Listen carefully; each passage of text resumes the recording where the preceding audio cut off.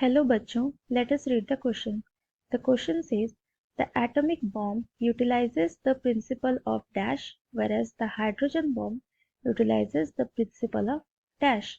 So यहाँ पर हमें क्या पता करना है कि जो एटॉमिक बॉम्ब होता है एंड जो हाइड्रोजन बॉम्ब होता है वो कौन से प्रिंसिपल पर एक्ट करता है, कौन से प्रिंसिपल पर को यूटिलाइज करके काम करता है। तो यहाँ पर हमारा जो मेन की कंसेप्ट होगा वो है working principle of atom bomb and hydrogen bomb.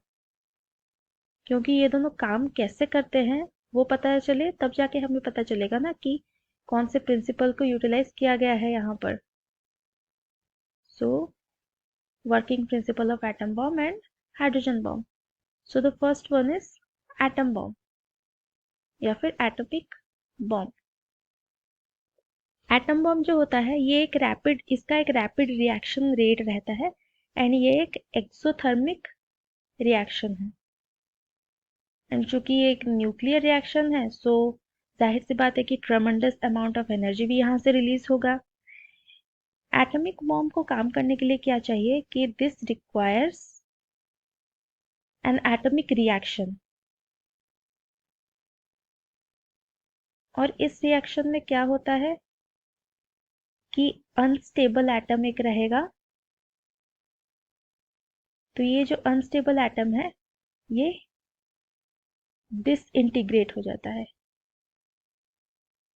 Unstable atom disintegrate होके वन और मोर स्मॉलर एटम्स का फॉर्म करता है, वन और मोर स्मॉलर एटम्स। तो ये कौन सा प्रोसेस है जिसमें एक एटम डिसइंटीग्रेट होके स्मॉलर एटम फॉर्म करता है, वो है न्यूक्लियर फिजन। सिमिलरली हमारा जो नेक्स्ट रिएक्शन है या फिर नेक्स्ट बॉम्ब है वो है हाइड्रोजन बॉम्ब। हाइड्रोजन बॉम्ब में क्या होता है, इसमें फ्यूजन करना पड़ता है, fusion reaction of hydrogen. Hydrogen के अलग अलग आइसोटॉप्स का फ्यूजन रिएक्शन होता है टू फॉर्म हीलियम।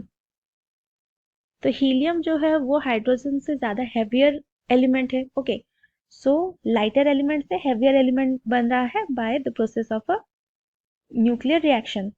तो ये कौन सा रिएक्शन है, ये है nuclear fusion. So we got our answer कि atom bomb and hydrogen bomb काम कैसे करते हैं, कौन से प्रिंसिपल पर।